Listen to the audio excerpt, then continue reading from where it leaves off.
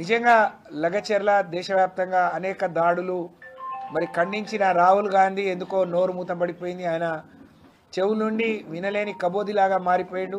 ఒక్క పిలిపియండి నేను వాలిపోతాను అంటే దాదాపు 300 కుటుంబాలు 250 నుంచి 300 కుటుంబాల ప్రజలు వాళ్ళ గోడును మరి హైదరాబాద్ నుంచి ఢిల్లీ దేశ రాజధాని వరకు కూడా చెప్పినా రాహుల్ గాంధీకి వినపడకపోవటం దురదృష్టకరం.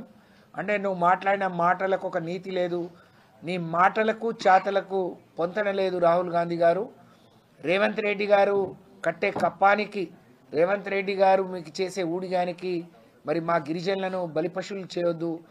మరి గిరిజనుల మరి పక్షాన ఉండాల్సిన గిరిజనులు ఎవరు?